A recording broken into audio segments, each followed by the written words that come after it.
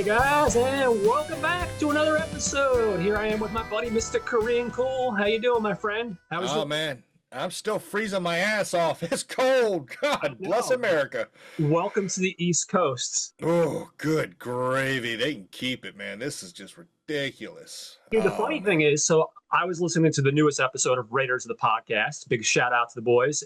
And Tyler lives in Florida, and even he was talking about how it was 20 degrees in Florida. Yeah. Those folks down there are losing their ever-loving mind. Yeah. I have some friends down in New Orleans. Uh, Yeah, if it gets below like 80 degrees, those people freak out. Like, where's my winter coat? I'm sorry. Hey man, where's my winter coat at? I'm gonna tell you what I'm gonna go and did. It's like, come on. So yeah, no, it's nuts, dude. I'm not gonna lie. Like a lot of people, I know I joked around last week. I can appreciate the snow, but at a certain point, my appreciation starts to wane, and I'm like, okay, I'm appreciating the snow when it's melting at this point. You know what I mean? If it ever, Yeah. That's about the only thing I'm looking forward to this upcoming week is that we're supposed to hit the low 40s to mid 40s. I'm like, whatever the hell you got to do to melt out all this damn ice and snow, do it. I don't give a damn. Just get it out of here because holy yeah. crap. And again, not to diverge too much on the actual thing we're here to talk about, which is the film. But I don't know about you, but the stores by us, they ran out of rock salt, most of them. Oh, most of us, because again, people lose their minds. They went and bought it all out before the snowstorm hit. Yeah.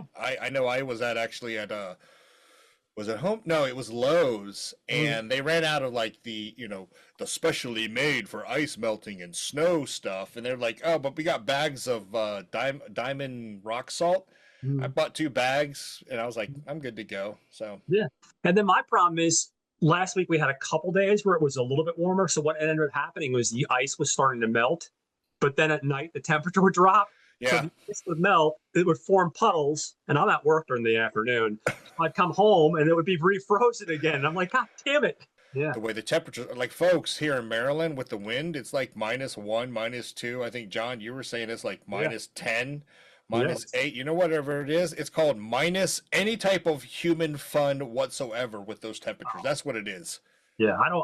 Like I jokingly told you, I left my house twice this entire weekend. One was to pull the trash can in from outside, and the other time was to grab the mail. And Yep. other than that, I haven't left my house. Yeah. I'm under my comforter on my couch, taking notes for the show and watching movies and doing nothing. That's pretty much my weekend in a nutshell this weekend. But so today, guys, I'm pretty excited because this is a film that I recently discovered that we're going to be talking about. I don't think we've talked about any Russian films. We're going to be talking about a Russian film called Vi, and I'm probably mispronouncing that and wrong. Hopefully not. It's from V. 1967. Oh, V. I'm sorry. You know, I see That's the I. I see the I and the Y. So yeah. And one other correction, we did talk about another Russian movie. Oh yes, of course, botched. Yes, how can I forget about that, man? That was a Yes, great. how can you forget bear mating season screenshot? It's bad. No, it's good, but yeah. I have to prep my Russian accent for this episode. But yeah, today, I'm really excited to be talking about this one, guys. I had never seen it before. I stumbled upon it, and I was like, this is a weird ass movie. We need to talk about this movie. So I can't wait to get into that. Before we do that, though, I figure we'd do what we normally do, and we'd talk about what we've been consuming. Have you had the chance to watch anything good lately? Yeah, wife and I finally got around. We watched The Long Walk with David Johnson. For folks who like David Johnson in this movie, invite you to go back to our other episode where I talk about Ride Lane, comedy rom-com, really great. Movie was good. The other movie we watched was Wrecking Crew with Batista and Momoa. Oh, okay. Yeah, I've been meaning to get to that one. When you talk about an action movie where you kind of expect the action movie to go a certain way, Mhm. it does, but it's still in ways fun. Mhm. So I'm kind of hoping to see what they do with this. I hope it's not a one shot, and I hope if they do a sequel, that it's not just Yeah, I hope poo-pooed out not. a sequel. You know what I mean? It I was mean, it was fun. It was enjoyable. The wife was like, yeah, it was good. It was what I expected. So that's not bad. well, I'm a big fan of both of those guys, and in particular, I think Batista maybe slightly more, but in general, I'm a fan of both of those, and it makes sense that those two are together in a movie. You know what I mean? It's like reminded me a little bit of like a Tango and Cash kind of film. And that's kind of the atmosphere that you do get with that Yeah. movie. But it's still a fun way without being a complete ripoff of Tango and Cash. Yeah, no. It looks like it's doing its own thing, but that's Yeah. the vibe it gave off, and I'm always down for that because that's one of those movies I think Brad and Troy covered on Not a Bomb, Yeah. and that's a fun movie. So if it's going for that vibe, I'm all about it. Yeah. Nice. And lastly, the one thing we just watched the other day, Matt Damon, Affleck's movie with Stephen Young, The Rip. Oh, okay, nice. It was pretty good. Yeah, I mean, I have to admit, for a Affleck and Matt Damon type of movie, it was really well done. well, I think the guy that directed that, I think that was Joe Carnahan, who did the Narc Yep. and did the Gray, and he's done some other stuff that I can't think of off the top of my head. But I remember in particular really liking the Gray, and even Narc. Yeah. I liked a lot. Yeah, so. The Gray with Liam Neeson. Yeah, that was pretty good. That was a good movie. From a generic story police standpoint, Mhm. it was really good because it did have. Normally, my wife picks up on the things where I'm like, I thought you said you didn't see this. This one actually had us kind of both guessing until the very, very end. Yeah, it was a pretty good week to get some entertainment in. Very cool. Yeah, I know. Matt and Ben have their own producing company, and I think they do a lot of the projects they've been doing lately. They've been producing, and I think they've been doing the screenplays.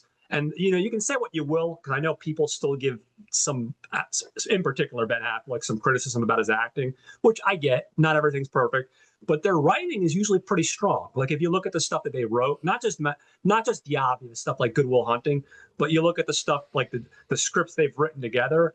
They have a pretty good filmography as far as writers go. So I'm seeing a lot of improvements from them, and that's where I kind of also took a little bit of, I guess you want to say hedge your bets when I was watching The Rip. I was like, okay, it's Affleck and Matt Damon again. However, after watching it, I could actually say this was a really, really good Affleck and Matt Damon film. I'm not gonna take anything away from Matt Damon. I thought the story, the cinematography, the characters, it was really tight. I liked it a lot. very cool, man. Very Yeah. cool. Well, how about you? What'd you catch this week? Because I know you didn't go anywhere. Yeah, believe it or not, I was actually out of work Monday and Tuesday because I had this fucking bronchitis that won't go. And I actually I should have watched movies, but I played video games most of those days. But I did sneak a couple things in. So I found on YouTube a film from 1959, another Russian film, and it's the reason I picked it. It was based off of the writer of the film we're talking about today, V. The writer, Mr. Nikolai Gogol, and it's called The Overcoat. It's a little black and white film from '59, and it's this really interesting character piece. And it's basically about this guy that's a government clerk who's just beyond poor. His jacket is torn, and he's trying to figure out how he can afford to buy a new one. Well, he finally manages to come up with money to buy a new jacket. But what happens? He gets the jacket taken from him. And basically, we see this man unravel throughout this film. And I think it was a really good reflection on, I think, people and sometimes the littlest things. Like I said, we're talking about record-breaking temperatures here on the East Coast. And like where I'm at, we have a big problem with the homeless in the sense that there's a lot of stuck-up, mean people that just think that they don't care if they free. You know what I mean? Like there's that mentality. Like I don't know why not everyone thinks like that. And I think this film, when I was watching this film, it kind of reminded me of these people that just don't realize how lucky they are. Like you people hear me complain about my crappy job all the time, but I'm grateful. And this movie is all about this guy finally getting something because he's being picked on before he gets this new jacket. Life is just not good. The people at his office, like I said, are giving him a hard time. He's not very well received by everybody. And then he finally gets this thing, and he's happy and he's proud. And all of a sudden, it's stripped from him, and everything just goes downhill. Really, really interesting film. Like I said, it's on YouTube. Someone put it in. It's not the full movie. They put it in two parts, part 1 and 2. But you can find the DVD out there, and it's another really interesting story. I think I'm going to try to read the short story that it's based off of. So I watched that. I watched the film on HBO Max. I've always been a fan of the Australian actress Rose Byrne. I think she's one of these talented people. She can do comedy, she can do drama. She has a movie that came out in 2025 called If I Had Legs, I'd Kick You. I know, right? An interesting name for sure. Now, you would think with a name like that, it would be a comedy. For the most part, this is not a comedy. This is another like interesting, almost character study about this woman whose husband works in the military. So he's not in the film for 95% of the film. She has a kid that has an illness. Her house just got a huge leak from the bathroom, and the tub literally falls to the ceiling. And so she has to move out into like this slumlord apartment. Like everything in her basically everything in her life is going wrong, and she's trying to figure everything out and pick up all the pieces of her life. It's really good, and you've got some other good people involved besides Rose Byrne. You have Conan O'Brien. I didn't know Conan O'Brien actually acted in films, but he has a great part. We have Christian Slater playing her husband. So yeah, it's a really interesting little film. You can find it if you have HBO Max. And then, like yourself, I just watched a bunch of shows. Got caught up on the newest episode of The Rookie, and I actually started watching Con Men with Alan Tudyk and Nathan Fillion. Oh yeah. I'm only a couple episodes in, but I'm having a lot of fun with that. So yeah, that pretty much wraps up my week as far as what I got a chance to watch. Oh, I also did read the short story for the film we're talking about today, based off of the short story by Mr. Nikolai Gogol. So something I don't get enough time to do these days is read. Before we get into the actual film V today, I'm going to talk briefly just about the writer himself, Mr. Nikolai Gogol. I think it's important. He was born in 1809, and he's basically a Ukrainian-born Russian writer, playwright, and satirist. He's known for his mastery of the grotesque and surreal, dark irony, and absurdist comic style. And if you've ever seen this film, you're going to see all of those things in this film. And he really came to fame with the novel The Inspector General, which came out in 1836. And then another big novel, The Dead Souls, which came out in 1842. Also, the film I just talked about, The Overcoat, also came out in 1842. The guy didn't have the best of life. He rose to fame, but he died at age 42, man. He had a period of severe depression. He basically starved himself to death. He did extreme fasting. He basically kind of lost his mind, is what they're implying. And he actually burned a lot of his manuscripts, so we're lucky that his work still survives. And basically died within 9 days. And this was in 1852 at the age 42. So it's really, really nuts. This story we're talking about, V, was actually published as part of a book called Mirror God, which came out in 1835.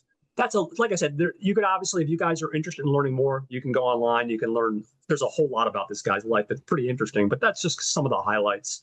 This film is interesting because this isn't the first time this film's been done before. There's been other interpretations of this story, V. As early as 1909, there was a short film. Unfortunately, it's lost to time. It's one of those films that they don't know what happened to it. This is another interesting piece of trivia. Apparently, Mario Bava's first film, Black Sunday, was also loosely based off this story. Oh, interesting. Yeah, and I didn't know that at all either. There's been a film in 1990 called A Holy Place, which is a Yugoslavian film, which is also really, really good. You can find it on YouTube. And then there's a film that came out in 2014 called Forbidden Empire, which is very loosely based off the story. And the reason I bring that up is because we're going to circle back to a gentleman we talked about last week in our Frankenstein episode, Mr. Charles Dance. He was also in this 2014 interpretation of V, as well as an actor named Jason Fleming. So those are the two big names. So that gets us to our actual film we're talking about. Like I said, it came out in 1967, and by most people, it's widely considered the very first Russian horror film, which I thought was pretty interesting. I didn't realize that. It has 3 directors, but I'm going to get into that too, because there's a little more to that story as well. The first director is a gentleman named Konstantin Urshov. Besides doing V, he also did a film called Garachi in 1983, a film called Stepanova Pamataka in 1977. Now, he does have 8 other directing credits, but guys, as we all know, I suck at pronouncing names, and I'm not going to even attempt to try to pronounce them. As the other co-director, we have Georgy Krapachov. Finally, our third director is Mr. Alexander Puchko. Now, Mr. Alexander Puchko, a pretty big career in Russia, and he actually has a lot of acclaim. Over here on our planet, on this side of the planet, he's not as widely known, but over there, apparently he's an icon. He's done films like The Golden Key in 1939, The Stone Flower in 1946, which won the Venice Film Festival that year. In 1956, a film called The Sword and the Dragon. And then in 1959, he did the Day the Earth Froze. And again, he has a lot more on his filmography than just that. I am going to go briefly into Alexander Puchka physical release by Eureka Films. There's a little booklet that came with it. And there's an article written by Mr. Tim Lucas, who's, I guess, a film critic. And I'm not going to read the entire article, but I think this is interesting because it does give us a little more information about Mr. Alexander Puchka and about the film. And basically it goes, if V is your first taste of Russian fantasy cinema, you may be wondering who Alexander Puchka was. He is generally recognized as this film's wonderful horror film's true auteur, as opposed to its credited directed team of Konstantin Yershov and Georgy Krakopov. Alexander Puchka was nothing less than one of the pillars of Russian cinema. Through his name, though his name is little known in the West, he was in fact responsible for the first stop-motion animated short with sound. He was also the director of the first stop-motion animated feature and Russia's first color film, as well as Russia's first widescreen feature with stereophonic sound. There's a lot more to that little booklet than that, but I figured I would mention that stuff because I thought it was kind of relevant. He was credited with 3 other movies. I cannot for the life think of them, of course, in Russian, but I do know one of them. And all 3 of those were translated into an English version, right? One was, I think, The Magical Voyage of Sinbad or something like that. It was a Sinbad movie. Nice. Apparently, those 3 films that did get translated and tried to have like a U.S. audience, their major recent claim to fame, recent being like within the last 30 years, featured on Mystery Science 3000. Okay. So, and in his defense too, I will say, because I've dabbled in the world of Mystery Science Theater a little bit here and there, and I'll give you an example. I can't think of the name of the title off the top of my head, but Roger Corman acquired a Russian science fiction film years ago. They want to bring it to an American audience, so sometimes they'll rewrite the entire script and put a completely different script and a completely dub. Some of these dubs weren't very well done, so you could get something that might have once been really, really good, and then we come over, rearrange the scenes, re-edit it, and butcher it because we're trying to see how we can make a buck for it for the American audience. I'm sure you probably know more about this than I do, but like some of the kung fu flicks where they give them the really bad dubs, and it's like What do you mean? I don't know what you're talking about. Exactly. I mean, some people say it adds to the charm too, of course, and I'm sure it does to a certain degree. But you kind of always, I don't know about you, but I always kind of want to, maybe a little bit less with the kung fu flicks, but I always want to see what the original author or director's true intent was. You know what I mean? If you want to go back and tinker with it, because you think you can sell more tickets by rearranging scenes or redubbing it, then I'm okay with that. But originally, I want to see the original director's intent. You know what I mean? But that's just me. Yeah, I know what you mean. However, one should not dishonor the original director's intent. You and our mutual buddy Troy, I know you guys both have a love for the kung fu flicks. Must have been hours of watching kung fu flicks. Those Shaw box sets and oh yeah, still got the Shaw box set. I think Kevin over at Raiders, he was showing off the newest Shaw box set, and I was like, yeah. Oh, you have insulted me. We shall now fight.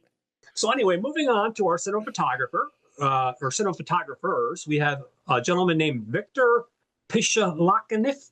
And I'm sorry, Victor, because I got that one a little screwy, but I tried. And again, I'm only focusing on the names that I can actually pronounce properly. He has a pretty decent filmography.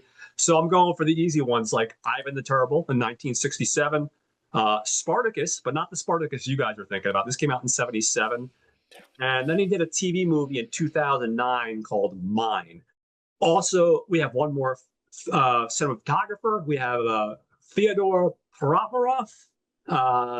He's done stuff. He's worked with our director before. He's worked with him on The Stone Flower in 1946, The Sword and the Dragon in 1956. He's worked on Chronicle of the Flaming Years in 61 and a film called Seiko in 53.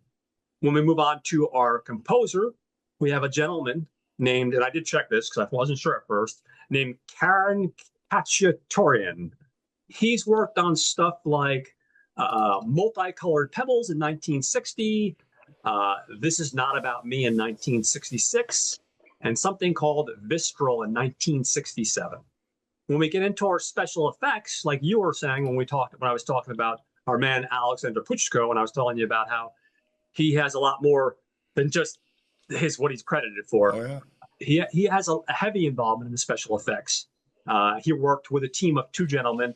One, his name is V. Smirnov, and then we have another gentleman named N. Zirvanarov, who did a movie called The Diamond Arm, and everything else he did I couldn't pronounce. When we get into our editors, we have two of them. We have Regina Pietsatskava. She did a couple films. One is called Love and Doves, which came out in 1985. And His Nickname is a Beast, which came out in 1990. Then we have Tamara Zubova. She did a film called Beg in 1971 and The Gray Wolves in 1993. I am going to mention the production designer. I'm trying to get in the habit of doing that. And I think the production design is actually really good in this film. And that's a Nikolai Markin. He did a film called Miles of Fire in 1957. I did a film called Palata in 1965. And he did a film called Otzi in 1989. At this point, I will get into our actors. We have playing our lead role of Coma Brutus, we have a gentleman named Leonid Kurolov. This guy has 195 credits, which is pretty impressive. Mind you, now they're all Russian films, but a couple of the ones that I can pronounce, we have Robinson Crusoe in 1973, The Golden Calf in 1968, and something called All That Jam in 2016. Playing the role of the head of the seminary, or the rector, if you will, is a gentleman named Pyotr Vaskilanov. He's been in films like Der Zost in 1972, Bunyan in 1967, and Ivana in 1959, among many other things. Playing the role of the rich town leader, or Sotnik, as they called, we have a gentleman named Alexei Galazin. He's been in stuff like War and Peace in 1965, The Seventh Companion in 1968, and a film called Brief Encounters in 1967. Now, our next actress, she's actually playing the role of the witch, or the younger version of the witch, and her name is Natalia Varley. She plays the role of the character Parachoka. She's done a film called Kidnapping Caucasian Style in 1967, 12 Chairs in 1971, and if we flash forward into 2006, she did a film called Wolfhound. Now, also playing the witch, but this is the older version of the witch, we have an actress named Nikolai Kutuzov. She hasn't been in a ton of stuff, but it's interesting. Her career goes all the way back to like the late 1920s. She did some silent films, like a film called Xena in 1927, Uzel also in 1927, and then something called Admiral Yushakov in 1953. Almost there, guys, with our actors. We have two gentlemen that play the friends of our main character, Koma Brut. We have a gentleman named Vadim Zakachenko. He plays the role of Kaliva. He's been in a film called The Nick of Time from 1993. No, it's not the Johnny Depp film. No. A film called White Feast in 96. A film called Little Vera in 1988. And a film called Day of the Wrath in 85. Playing the role of his friend Gorobots, we have an actor named Vladimir Selrakov. This one actually threw me off. I thought it was kind of interesting. Not that it's a great movie, but I still say I like it. The damn people, despite what they may say. Police Academy Mission to Moscow, 1994. He appeared in that. He appeared in a film called Spring Voices in 1956. And he appeared in the film Bless the Woman in 2003. So yeah, that is our main cast. And I'm going to start talking about the actual story. It's as we both discussed beforehand, it's really not a lot to the story as far as the actual concept of the story and the execution of story.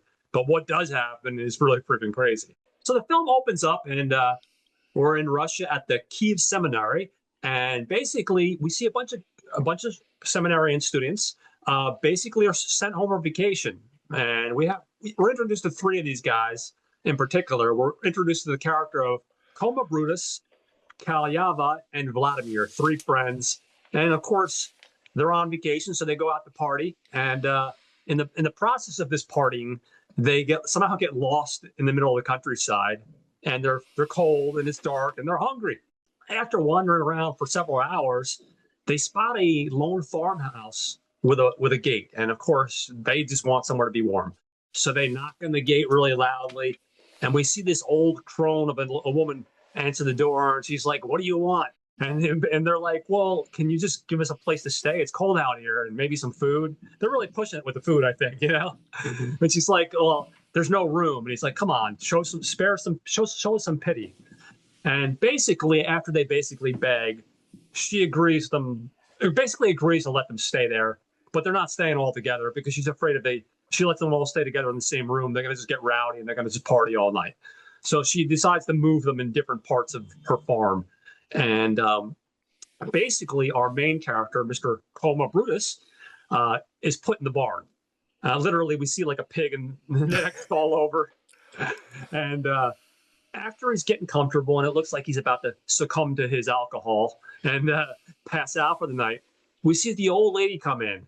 And at first, I don't know about you, but I'm going, what does she want? Just like Coma's like, hello, what do you want? And basically, we find out what she wants, guys. She starts getting a little randy. She starts giving him the old wink wink, you know what I mean? She starts putting the old crone moves on him. And there's no other way to put it. And like, listen, I don't mind older women, but there's a line in the sand. Older women, like maybe 5-10 years, not like 40 years. You know what I mean? Like 50 years. Yes, there is not enough alcohol in the world to make this pleasing to my eye. But anyways, she tries to do some, and basically he's like, "Listen, lady, you know, sorry, no, I'm not interested." So she does this little mumbo jumbo thing where she hypnotizes him. The next thing you know, she's climbing at his back and she's riding him like not like that, guys. She's riding him, but not in the dirty way that we would think, but she's riding on his back, this little old lady. And it's like basically like a horse. And it starts off just like that. The next thing you know, they're up in the air above the countryside sky. And she's just kind of having a good time, and he's still hypnotized. But I guess at a certain point, basically, he snaps out of it and he realizes they're flying. And of course, he makes the logical conclusion she must be a witch. He invokes the name of Christ and he forces her to land. And when she finally lands in the ground, he's like, his mind's blown. He believes in Christ and, you know, religion, but not a big fan of witchcraft. So he finds a stick and he starts beating her with it. You know, so he starts beating her violently. And of course, she's crying out, you know, basically crying out in pain. No, stop. And then we see she turns, and all of a sudden she went from being this old crone, and next thing you know, she's like this smoking hot, you know, super witch. You know, she goes from being an old crone to like a supermodel. Yeah. And you know, the only question I'm asking in my head as I'm thinking this is like, I know she's a witch, and generally speaking, they say witches are evil and all that crap. But you know, maybe if she would have approached him as a smoking hot supermodel, maybe he would have been down. You know, that's what I'm thinking as I'm watching this. I'm like, why did you go in as the old witch lady? But I guess we wouldn't have a movie if that was the case. So that's true. So basically, terrified at this point, he just takes off. He runs back to the seminary, and he's there for not more than a couple hours when he's basically informed by the head priest, or the rector, if you will, that a wealthy towns leader, they said they use the word Sotnik, has a dying daughter. And this dying daughter has specifically requested that Koma comes to their village and pray for her soul. He's not big on this idea, but he doesn't really have a choice in the matter. So he agrees reluctantly. The next part of the movie really isn't overly important. On the way there, he He gets a ride with some villager people. They go to a bar. They get drunk out of it. He gets drunk out of his mind. There's some cool imagery where he sees multiple images of himself. When he gets to town, he unfortunately finds out the fact that the girl had just died recently. So, there's not much he can do. But the father is grief stricken. And basically, he says that his daughter requested him and he wants him to pray for her soul for 3 days. And he said if he does that for the next 3 nights, he'll get a great reward. But if he doesn't, he's in for a grave punishment. They have the funeral rites, and right after that, the townspeople basically tell him a story about how this isn't the first time this girl has had trouble. We hear a story about how she seduced a local man, a huntsman, and he did the same thing. He basically rode him like a horse, and things didn't go well there either. So we're starting to establish a history here, guys. Coma's taken to the chapel for the first evening, and he sees the girl's corpse, and right away he's like, "Oh no, I recognize, this is my responsibility, so this is not good." You know what I mean? And obviously, if she's able to change back and forth from an old lady to a young lady, like I said, there's obviously some witchcraft going on. So he basically lights every candle in the chapel and begins to, excuse me, guys, I'm sorry. And he begins to recite prayers. He pauses for a second to sniff some tobacco and sneezes. And then all of a sudden, he looks over and the girl opens her eyes and climbs out of the coffin. So at this point, like most of us would be, he's shitting bricks. Because I don't know about you, but I'd be like an episode of Scooby-Doo. You know what I mean? Like if I said that, there'd be a hole in the door because I'd be running straight for the door. Yeah. But he doesn't do that, surprisingly. He's a little more together. I think he's panicked. He draws a sacred circle of chalk around himself, and this kind of works as a barrier. The girl tries to persistently to get at him, but he can't. Or she can't because of the circle, so he just prays. Eventually, morning comes. He hears the sound of a rooster, and the girl returns back to her coffin, and all the candles blow out. Second day, Coma decides to prepare himself, and he said, "You know what? What's the best way to prepare myself for dealing with a supernatural witch? I know. I'll get shit-faced drunk." So basically, that's what he does. He gets drunk, and on the second night, he enters the church again, and he begins his prayers. But this time, the stakes have been moved up a little, guys, because the coffin raises into the air and bangs against the sacred circles barrier, prompting a panicked Coma to pray for God's protection.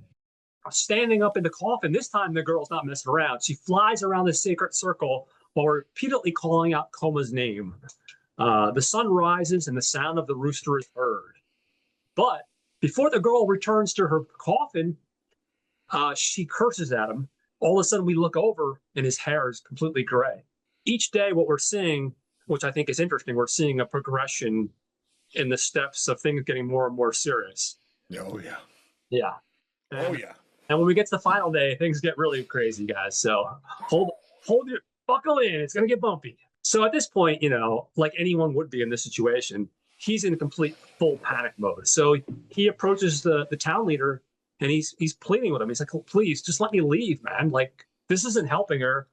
This is crazy, But this guy's not messing around. He basically says, "Hey, listen, my daughter requested you specifically. If you try leaving, I'm going to basically hit you with 1,000 lashes. But if you manage to stay, I'm going to reward you with over 1,000 Shervanskis," which I guess was the pieces of gold. Yeah. So Coma doesn't care about the gold. At this point, he's in, like I said, he's in full-blown Zoinks mode, guys. He wants to get out of Dodge, if you will. So we see him try to escape, but he's unfortunately stopped by a servant, and he's brought back to the farm. So we get to the third and final night, and this is where things get crazy, guys. Again, he gets drunk. He figures he might as well, and he draws a sacred circle before beginning his prayers. And this time, the girl summons various demonic creatures to torment him, but they cannot get past the sacred circle. She ultimately summons the ultimate creature, V, a rather large humanoid creature. I will say, again, when we talk about, again, we'll talk about our opinions about everything in general, but I will say this is pretty impressive for 1967. But Coma believes he's safe, because he hears the crow of the rooster. So he's like, oh, I made it. I made it to the third day. I survived. But then he makes eye contact with V, and V points at Coma, and the demons attack him. The rooster crows again, and all the demons flee, leaving Coma motionless on the floor. The girl turns back into the old woman and lies down in the coffin, which instantly falls apart. The rector enters the chapel and, seeing what has happened, races off to tell the others. And then we cut to, in our last scene, back at the seminary, one of Coma's good friends proposes to the other they drink in his memory, while the other doubts that Coma's even dead at all. And again, like we said, guys, it's I'm going to let you go first as far as your opinion goes, but the story, like we said, is actually not overly complicated, but that's what actually happens. You know what I mean? Oh, yeah. Of everything. So, yeah, I had a really good time with this film. I'm going to, like I said, I'll go a little further later on. I'm going to let you talk first. What were your thoughts about this movie? I can't wait to hear. Okay, well, so number one, my first thought when I started watching this is, what the hell is John making me watch here? Let me just say, well, first, let me get this out of this way, right? Because this is the technical speak of the movie in terms of themes. And after watching the movie and kind of like digging a little bit into it, because I had never seen this, is a first time watch, I realized that this movie's was, you mentioned it earlier. I think it was Yershov was kind of like did a lot of satire or, stuff like that. And that's kind of what this movie was kind of a thumb in the Soviet censor's eyes. This movie was kind of a satirization of the current times in 1967. I think it was late 50s up to, hell, even up to the 90s, right? The Soviet Union back then was trying to have a great purge of Christians and Christianity. Folks, does it sound familiar? Kind of parallel times a little bit? But that's kind of what they were doing, right? Churches getting destroyed, Christians being outed and taken away. Oh gosh, who was it back then? If my memory serves me right, I think it was Nikita Khrushchev was one of the bigger proponents of Niet, no Christianity. And, this was a film made that had a central theme of Christianity. However, in terms of adapting the story into a movie, they did have to definitely tweak it so the Soviet censors wouldn't have shut the whole movie down, right? Which is, again, we're making a movie that's its central idea is based upon folklore. However, we're going to put in themes of religion, Christianity into it, because at the end of the movie, they're back at the rectory, right? And they're talking about what the stories they've heard. It's God versus folklore, which kind of wins in the movie, in the adaptation. I think this is where, I think from standing back at 100 feet, 1,000 feet and looking at it, I see why he did it in that manner, right? Again, get it past the Soviet censors. Oh, absolutely. Let's go into my true thoughts of this film. And I'm going to start with a little bit of comedy here. I mentioned the end of the film. Yeah. Folks, I don't know about y'all, but if I'm sitting around and having drinks with my buddies, my snack of choice are not field onions and green onions. 7-Eleven wasn't open, okay? Oh my Lord, these dudes are drinking and pounding away vodka and munching on green onions. Could you imagine the dragon breath on that dude? You talked about it earlier, right? Which is where, and folks, again, I'm just talking about because I'm trying to have a little bit of fun with this. And I kind of understand why Mystery Science Theater kind of went after some Russian films to make fun of. Yeah. But you mentioned it, right? These are supposedly monks at a rectory, right? A religious institution.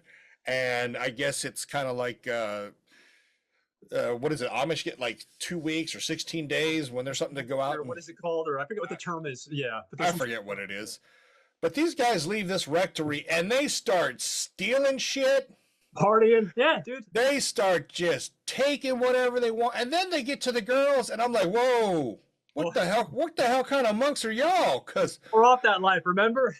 I guess that's why they say, it's unorthodox. Yeah, that's definitely one word for it.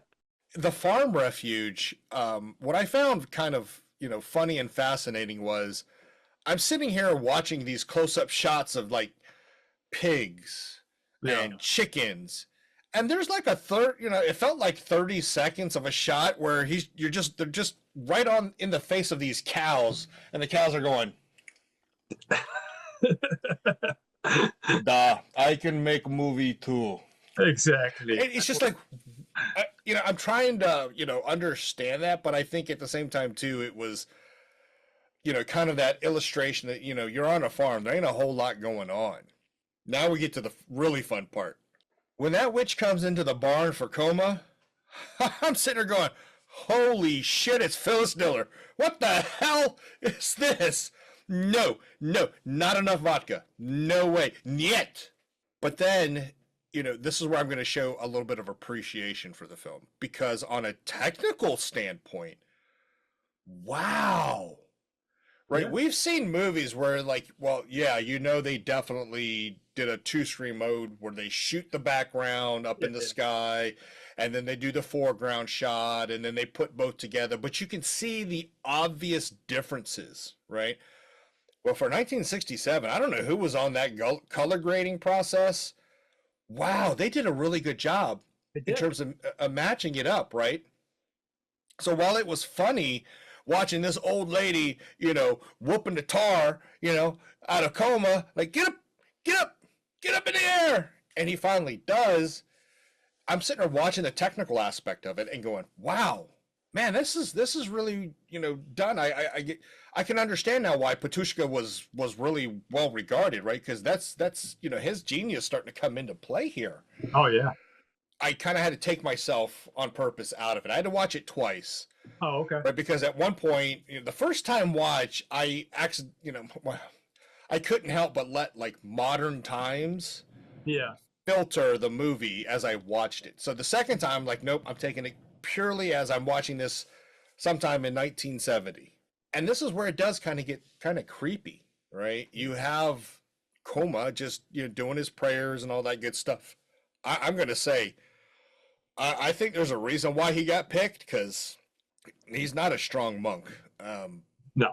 He's taking time for personal stuff and wasting time when his job was to basically give last rites to this dying young lady.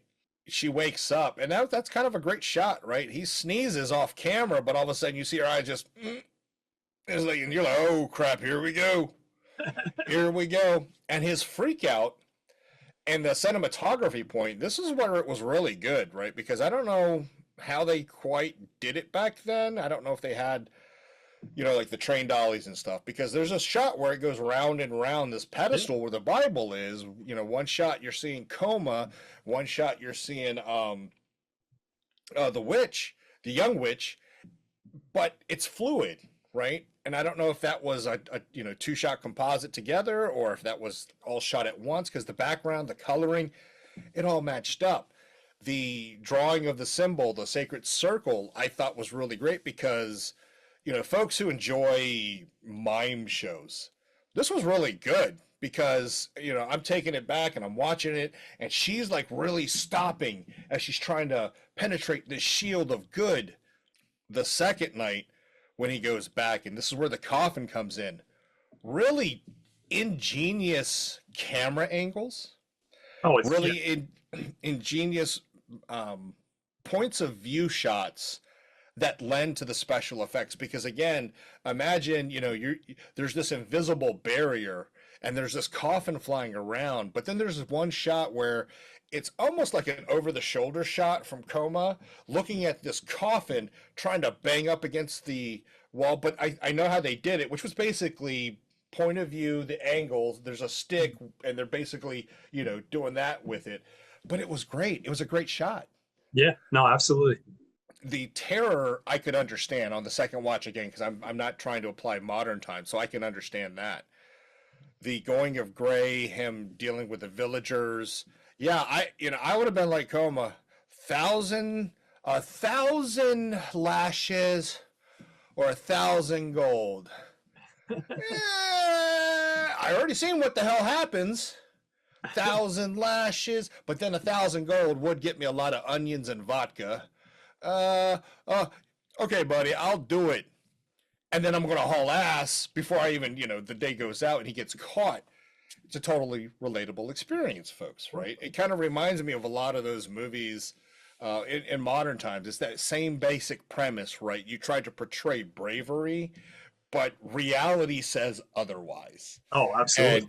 And the last night, this is where technically this movie really gets scary. And it's all due to the cinematography, the shot setups, the angles, the points of view, really, really ingenious. These demons coming out of the window and crawling down the wall. Well, again, point of view, it's just them on the floor, but the point of view is shot so it looks like you're looking up the wall. But here comes these demons, and you said it, right? 1967, Soviet Union?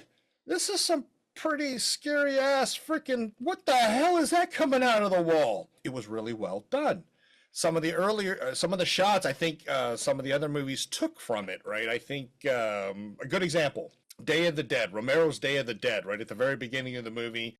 She goes to the wall to look at the calendar, and all of a sudden these hands punch through the cinder blocks. Well, they kind of did it, but you could see that there was holes with the hands. But those kind of inspirations, I don't know about you folks. I see some hands coming out of shit it shouldn't be. No. I'm sorry, I can't deal with it.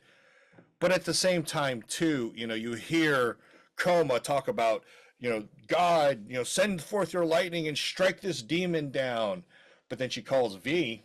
Whether it was Christianity or folklore, I think the human element in between both worlds really came into play because Coma says, you know what? She just summoned him.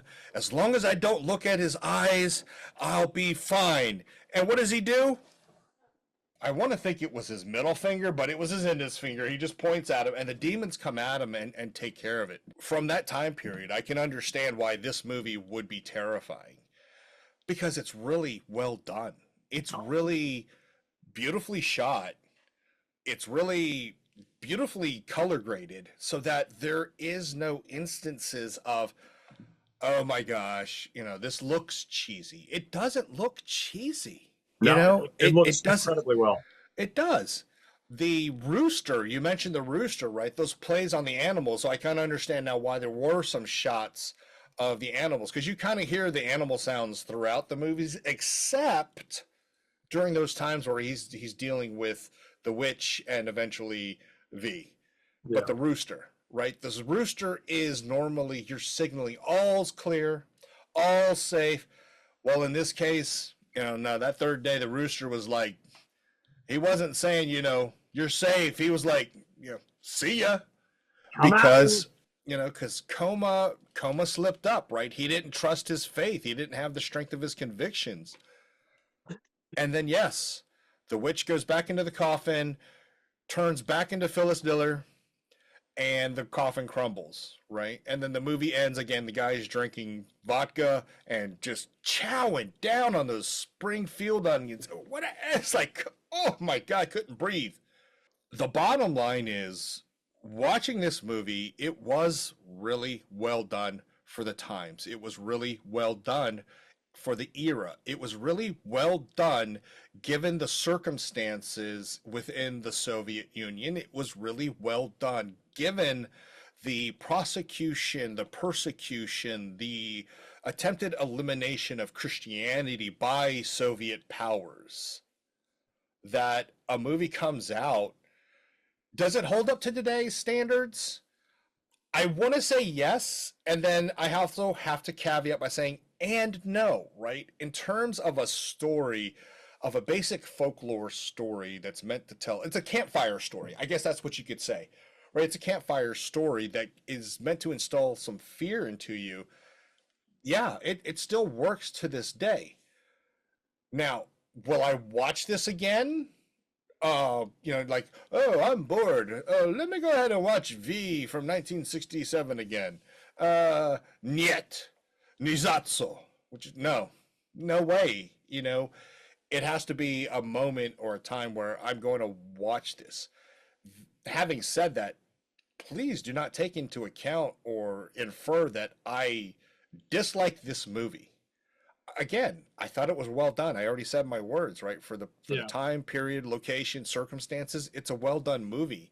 It's a well shot movie. Some of those camera angles, beautiful about it. Hats off. It was a good pick. Hats off, 1967's V. Again, for a Russian movie, with everything going on and all the circumstances, really well done, well shot. Unfortunately, folks, I do have to give you a warning, okay? This movie is definitely a slow burn. However, when the candle wick fully ignites, it's a fun ride until the rooster crows to kind of play off the movie. Yeah. So again, Vi, it's a good movie. I enjoyed watching it, the first two times, and it was a first time watch. Mhm. I can't say anything yet really negative about it.